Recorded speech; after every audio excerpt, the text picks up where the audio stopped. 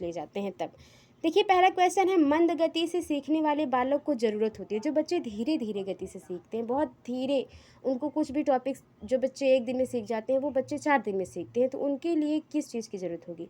अतिरिक्त सहायता की, विशेष सहायता की, किसी सहायता की नहीं, कुछ सहायता की। देखिए कुछ किसी सहायता की नहीं तो ऐसी बात तो है नहीं, कुछ तो हेल्प देनी पड़ेगी, लेकिन स्पेशल हेल्प आपको नहीं देनी पड़ेगी, ठीक है। उनको बस एक अतिरिक्त यानी कि अगर क्लास में बच्चे को नहीं समझ में आ पा रहा है तो क्लास के बाद एक्स्ट्रा क्लास में बच्चे को क्या किया जाए, समझाया जाए, जिसे अतिरिक्त सहायता कहा जाएगा। किसी भी तरीके से किसी अलग विधि से बच्चे को पढ़ाया जाए ताकि वो चीज़ों को जल्दी सीखे, तो वो अतिरिक्त सहायता हो जाएगी। आगे देखते हैं, निःशक्त बच्चों के लिए समेकित शिक्षा यानी कि समावेशी शिक्षा की केंद्रीय प्रायोजित योजना का उद्देश्य है डैश में निःशक्त बच्चों को शैक्षिक अवसर उपलब्ध कराना। नियमित विद्यालय, विशेष विद्यालय, मुक्त विद्यालय, ब्लाइंड रिलीफ एसोसिएशन के विद्यालय। तो देखिए जो बच्चे निःशक्त हैं, जो बच्चे पढ़ने में ठीक नहीं है, तर्क शक्ति उतनी बढ़िया नहीं है, तो उन्हें नियमित अगर विद्यालय, जो विद्यालय डेली खुलते हैं जिसमें हम सभी लोग 8 तक जाते हैं, कुछ बच्चे हाई स्कूल तक भी अब अच्छी क्लासेस करते हैं, 12 तक, लेकिन ग्रेजुएशन में बहुत कम लोग, हमारे यहाँ तो बहुत कम लोग हैं जो नियमित क्लासेस करते हैं, डेली क्लासेस करते हैं। तो बच्चों के लिए क्या नियमित क्लासेस बहुत ज़्यादा सही है और ये उपलब्ध कराना चाहिए। देखिए आज की जो टॉपिक होगी इसमें बहुत ही कम ऐसे प्रश्न हैं जिन पे ज़्यादा चर्चा की ज़रूरत है, क्योंकि ये क्वेश्चन सारे बहुत आसान हैं और हम इसे बहुत जल्दी क्वेश्चन पढ़ेंगे और आंसर बताते हुए चलेंगे। तो 5वीं कक्षा के दृष्टिबाधित विद्यार्थी यानी कि जिसे दिखाई नहीं देता है, कम दिखाई देता है या दिखाई ही नहीं देता, तो उसके साथ क्या करेंगे, उसके साथ कक्षा में सामान्य रूप से व्यवहार किया जाना चाहिए और श्रव्य सीडी के माध्यम से सहायता उपलब्ध करानी चाहिए, सही है। के साथ कक्षा में विशेष व्यवहार किया जाए। विशेष व्यवहार ऐसा तो नहीं है बच्चा इतना विशेष व्यवहार न किया जाए कि बच्चा इरिटेट हो जाए और वो स्कूल ही ना आए। को निचले स्तर के कार्य करने की छूट मिलनी चाहिए, नहीं। कि माता पिता और मित्रों द्वारा उसे दैनिक कार्यों को करने में सहायता की जानी चाहिए। बच्चा अगर एक बार सहायता उसको दे दी जाएगी तो बच्चा उसका आदी हो जाएगा, वो कुछ अपने से सीखेगा नहीं। तो पहला ऑप्शन सही हो जाएगा, ठीक है। निम्नलिखित में से कौन सी मानसिक मंदता की विशेषता नहीं है? मानसिक यानी कि तर्क शक्ति अच्छी न हो, विशेषता नहीं है। नेगेटिव क्वेश्चन पूछा है, नेगेटिव जो रहेगा वही आंसर सही होगा। बुद्धि लब्धि 25 से 70 के मध्य होना, धीमी गति से सीखना एवं दैनिक जीवन की क्रियाओं को न कर पाना, वातावरण के साथ अनुकूलन में कठिनाई, अंतर वैयक्तिक संबंधों का कमजोर होना। चौथे के सही आंसर की बात कर ली जाए तो ये जो हो जाएगा चौथा ऑप्शन, ये अंतर वैयक्तिक जो संबंध है उनकी निजी लाइफ में उसके बच्चे के क्या चल रहा है या व्यक्ति के क्या चल रहा है, तो वो उससे संबंधित नहीं है, वो मानसिक मंदता नहीं हो सकती। तो चौथा ऑप्शन सही हो जाएगा।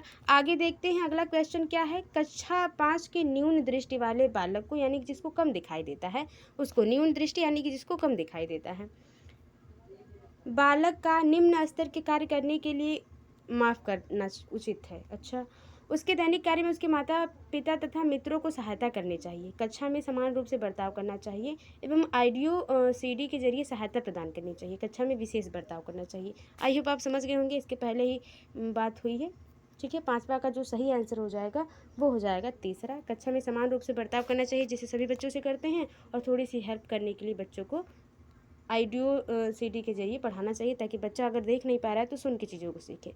अगला क्वेश्चन है कि आपको अपनी कक्षा में 2 मंदबुद्धि बच्चों को बिठाने के लिए बोला गया है, आप क्या करेंगे?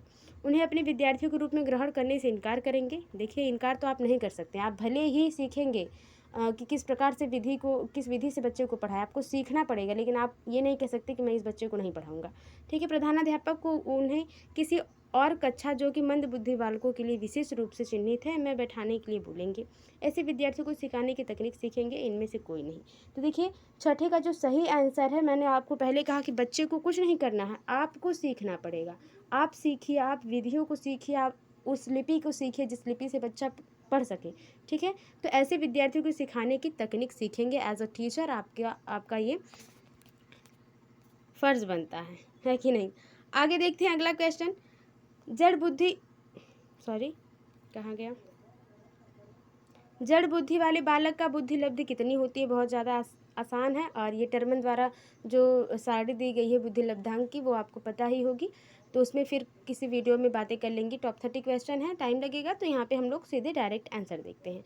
जड़ बुद्धि वाले बालकों का बुद्धि लब्धि कितनी होती है? 110 से 120 के बीच। तो ये तो बच्चा जो 100 से 110, 120, 140 के अंदर आते हैं वो प्रतिभाशाली जीनियस बच्चे हो जाते हैं। ठीक है, तो कम जड़ बुद्धि की बात हो रही है। 91 से 110, 71 से 80, 25 से कम। तो देखिए इसका आंसर 25 से कम जब होगा, 25 से कम जिसका IQ होगा उसे जड़ बुद्धि, यानी कि जिसे बिल्कुल भी समझ नहीं आता, कितना भी समझा लिया जाए, वो जड़ बुद्धि का बच्चा हो जाएगा। यदि छात्र अधिकांश कार्य हाथों से करेगा तो छात्र किसमें अच्छा होगा? शारीरिक शक्ति बढ़ेगी, मानसिक शक्ति बढ़ेगी, परिश्रम करने की भावना जागृत होती है, आत्मनिर्भरता पैदा होती है। देखिए हाथ से करने का मतलब है करके सीखने की बात हो रही है यहाँ पे, तो जहाँ पे करके सीखने की बात होगी वहाँ पे हमेशा आत्मनिर्भरता पैदा होगी, बच्चा खुद को कॉन्फिडेंटल फील करेगा। आगे देखते हैं, आंशिक दृष्टिकोण युक्त बालक का व्यवहार कैसा होता है? जो कम देख पाते हैं बच्चे, उनका जो है दृष्टिकोण कैसा होता है, व्यवहार कैसा होता है? वह पुस्तकों को आंखों के निकट लाकर पढ़ता है, सही है। जिस बच्चे को कम दिखाई देगा वो बुक को एकदम अपनी आँख के सामने रख के पढ़ेगा, सही है। वह शिक्षक से अक्षर स्पष्ट ना देखने की शिकायत करेगा, वो बच्चा कहेगा ही कि मैम या सर जो आप ब्लैक बोर्ड पे लिख रहे हैं वो मुझे अच्छे से दिखाई नहीं दे रहा है। श्यामपट्ट पर लिखे हुए को नोटबुक पर नहीं उतार पाएगा, तो सही बात है। जो ब्लैक बोर्ड पे लिखा होगा बच्चे को दिखाई कम देगा, तो बच्चा क्लियर ना देख पाने की वजह से नोटबुक पे नहीं लिख पाएगा, तो ये उपयुक्त तो सभी हो जाएगा, सही आंसर। आगे देखते हैं, बुरी आदतों को सुधारा जा सकता है डांट कर, दोषारोपण कर कर, अनुबंधन द्वारा, इनमें से कोई नहीं। देखिए अनुबंधन का सिद्धांत किसके द्वारा दिया गया है आपको पता है तो कमेंट बॉक्स में जरूर बताएं। और इसके पहले अनुबंधन या जो है संज्ञानात्मक विकास सभी पर चर्चाएं हुई हैं, इसके पहले जो वीडियो अपलोड है, अगर आप नहीं देखे तो जाके ज़रूर देखें, यानी कि वाइगोत्स्की पियाजे कोहलबर्ग के बारे में पूरी तरह से वो टॉपिक ही है। तो बुरी आदतों को सुधारने के लिए अनुबंधन द्वारा हम बुरी आदतों को सुधार सकते हैं। अनुबंधन क्या है और किसके द्वारा दिया गया है ये सिद्धांत, कमेंट बॉक्स में आपका ये होमवर्क है या आपको पता है तो कमेंट बॉक्स में ज़रूर लिखें।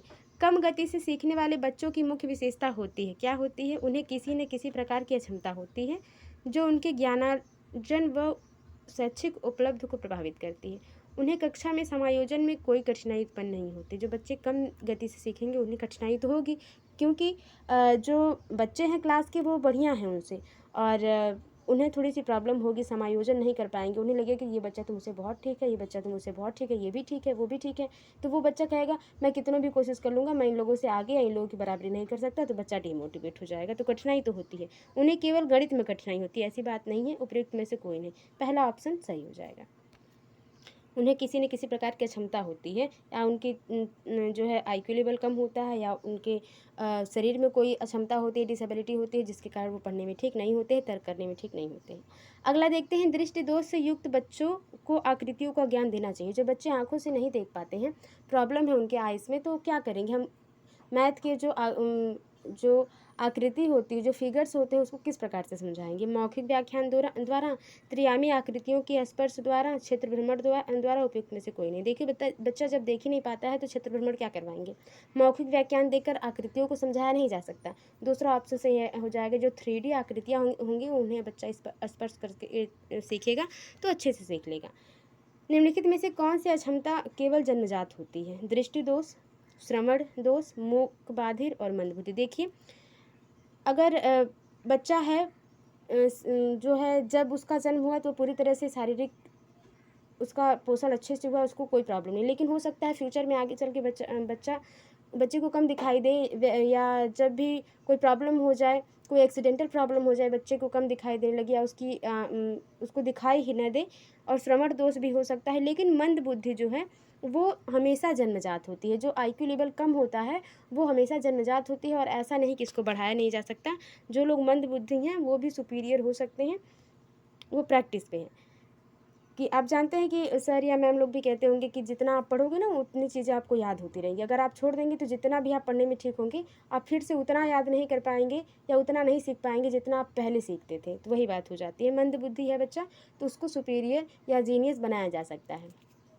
निम्नलिखित में से कौन सी इकाई का उपयोग सुनने की क्षमता की जांच हेतु किया जाता है? डेसीमीटर, डेसिबल, डेसीपाइन या डेसीबिंदु? ये देखिए वन लाइनर क्वेश्चन है। 14 का जो सही आंसर हो जाएगा वो डेसिबल हो जाएगा। आगे देखते हैं अगला क्वेश्चन क्या है। किस प्रकार के बच्चों की शिक्षा हेतु सांकेतिक भाषा का प्रयोग किया जाता है? सांकेतिक भाषा का प्रयोग कब करेंगे? दृष्टि दोष युक्त बच्चे, मूक बाधिर, मंद बुद्धि, इनमें से कोई नहीं। तो सांकेतिक भाषा कब करेंगे हम? 15 के सही आंसर की बात कर ली जाए तो जो बच्चा मूक बाधिर होगा या दृष्टि दोष, जैसे कि अगर दृष्टि दोष है बच्चा तो दिखाई नहीं देगा, तो उसको संकेत करेंगे तो कोई मतलब नहीं, उसको दिखाई नहीं देगा।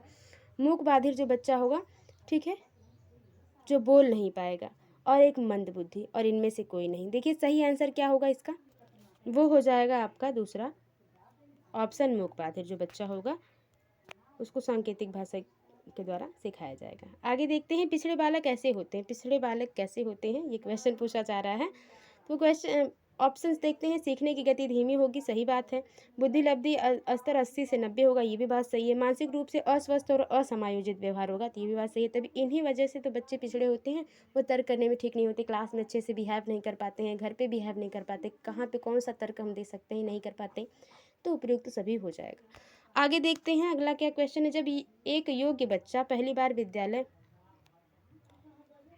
आता है तो शिक्षक को क्या करना चाहिए? देखिए योग्य बच्चा तो 17 का के क्वेश्चन की बात करें तो योग्य तो नहीं होगा, यहाँ पे नियोग्य होगा, ठीक है, नियोग्य, नियोग्य। तो बच्चा अगर नियोग्य है यानी कि सक्षम नहीं है चीज़ों को तर्क करने में, पढ़ने लिखने में, कहने का मतलब है कि मंद बुद्धि है, ठीक है। तो आप क्या करेंगे? बच्चे के योग्यता के अनुसार उसे विशेष विद्यालय में भेजने का प्रस्ताव देना चाहिए, उसे अन्य विद्यार्थियों से अलग रखना चाहिए, सरकारी योजना विकसित करने के लिए बच्चे के माता पिता के साथ चर्चा करनी चाहिए, प्रवेश परीक्षा लेनी चाहिए। तो देखिए जब बच्चा जिस प्रकार से होगा उसके हिसाब से उसको उसी स्कूल में डालेंगे, हम विद्यालय में डालेंगे तो बच्चा अच्छा कर पाएगा, पहला ऑप्शन सही होगा। आगे देखते हैं। जब एक शिक्षिका दृष्टिबाधित शिक्षार्थी को कक्षा के अन्य शिक्षार्थियों के साथ सामूहिक गतिविधियों में शामिल करती है तो वह क्या करना चाहती है? तो वो चाहती है कि कक्षा के लिए सीखने हेतु बाधा उत्पन्न कर रही है। अच्छा वो क्या कर रही है? मतलब कि एक बच्चा दृष्टिबाधित है, उसको दिखाई नहीं देता, अगर वो क्लास में बिठा लेती है बच्चे को तो वो क्या बाधा उत्पन्न कर रही है? बिल्कुल नहीं। समावेशी शिक्षा की भावना के अनुसार कार्य कर रही है। सभी विद्यार्थियों में दृष्टिबाधित शिक्षार्थियों के प्रति सहानुभूति। देखिए एज अ टीचर आपको ये नहीं करना है कि सहानुभूत हो जाए, क्योंकि बच्चा उसका आदी हो जाएगा और खुद से कुछ नहीं सीखेगा। दृष्टिबाधित शिक्षार्थी पर संभवतः तनाव बढ़ा रही है, तो आप समझ गए होंगे 18 का जो सही आंसर वो हो जाएगा, वो दूसरा हो जाएगा। समावेशी शिक्षा में कहा जाता है जिस भी प्रकार के बच्चे हैं सभी बच्चों को पढ़ाना है एक क्लास में, लेकिन अलग अलग विधि से। आगे देखते हैं। श्रवण हास्य में ऐसे ग्रसित बच्चे कक्षा में किस सबसे मुख्य कुंठा का सामना करते हैं? दूसरे के साथ संप्रेषण करने तथा सूचनाओं को बांटने में अक्षमता होती है, बिल्कुल है। जो बच्चा सुन नहीं पाएगा वो ना ही संप्रेषण भी तो अच्छे से नहीं कर पाएगा। जब बच्चा सुनेगा ही नहीं तो कम्युनिकेट क्या करेगा, बातें क्या करेगा? दूसरे विद्यार्थियों के साथ परीक्षा देने में अक्षमता, प्रस्तावित पाठ्य पुस्तक को पढ़ने की अक्षमता, और खेल कूद में भागीदारिता निभाने में अक्षमता। देखिए 19 के जो सबसे सही आंसर की बात कर लीजिए, क्योंकि आपको पता है सीटेट में चारों ऑप्शन सही हो सकते हैं, उसमें से सबसे बेस्ट चूज करना है, तो पहला ऑप्शन सबसे बढ़िया है। आगे देखते हैं अगला क्वेश्चन क्या है। एक शिक्षिका की कक्षा में कुछ शारीरिक विकलांगता वाले बच्चे हैं, निम्नलिखित में से उसके लिए क्या कहना सबसे उचित होगा? पहिया कुर्सी वाले बच्चे हॉल में जाने के लिए समवयस्क साथी बच्चों से मदद ले सकते हैं। एज अ टीचर आप क्या कहेंगे अगर बच्चा क्या है शारीरिक विकलांगता से पीड़ित है? तो आप कहेंगे कि बेटा आप बाहर जा रहे हैं, हॉल में जा रहे हैं तो अपने सहपाठियों से हेल्प ले लीजिए, या शारीरिक रूप से असुविधाग्रस्त बच्चे कक्षा में ही किसी विकल्प गतिविधि कार्य कर सकते हैं। मोहन खेल के मैदान में जाने के लिए आप अपने साथियों का प्रयोग क्यों नहीं करते? साथियों तो नहीं होगा यहाँ पे जो हो जाएगा वो बैसाखी की बात हो रही है, ठीक है, बैसाखी।